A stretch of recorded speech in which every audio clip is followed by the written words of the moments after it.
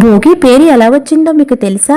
బుగ్ అనే సంస్కృత పదం నుంచి భోగి అనే పదం వచ్చిందని చరిత్ర ద్వారా తెలుస్తుంది. భోగం అంటే సుఖం. పురాణాల ప్రకారం శ్రీ రంగనాథ స్వామిలో గోదాదేవి లీనమై భోగాన్ని పొందిందని, దానికి సంకేతంగానే భోగి పండుగ ఆచరణలో వచ్చినట్లు పెద్దలు చెబుతారు. మరో కథలో అయితే శ్రీ మహావిష్ణువు వామనుడి అవతారంలో వచ్చి బలి చక్రవర్తిని పాతాళంలోకి తొక్కింది కూడా భోగి రోజు. ఇంకోవైపు ఇంద్రుడు పొగరును అణిచివేస్తూ గోవర్ధన పర్వతం ఎత్తిన పవిత్రమైన రోజు కూడా భోగి రోజు అని పెద్దలు చెబుతారు. అంతేకాదండి, రైతుల కోసం ఈశ్వరుని నందిని భూమికి పంపిన పవిత్రమైన రోజునే భోగి రోజు అని కూడా చెప్తారు. అందుకేనండి ఇన్ని విశేషాలున్న ఈ రోజును భోగి పండుగ జరుపుకుంటారు. ముఖ్యంగా చెప్పాలంటే ఆరోగ్యపరంగా భోగి మంటలు అనేవి కేవలం చలి తీవ్రత నుంచి తప్పించుకునేందుకు మాత్రమే కాదు, ఆరోగ్య ప్రయోజనాల కోసం కూడా వేస్తారు. సంక్రాంతి పండుగకి సరిగ్గా నెల రోజుల ముందు ధనుర్మాసం ప్రారంభమవుతుంది. ఈ సమయంలో ఇంటి ముందు పెట్టిన గొబ్బెమ్మలను పిడకలుగా చేస్తారు. వాటిని భోగి మంటల్లో వేస్తారు. వీటిని కాల్చడం వల్ల గాలి శుద్ధి, సూక్ష్మక్రిములు నశిస్తాయి. మన శ్వాసకోశకు సంబంధించిన అనేక రోగాల నుంచి ఉపశమనం లభిస్తుంది.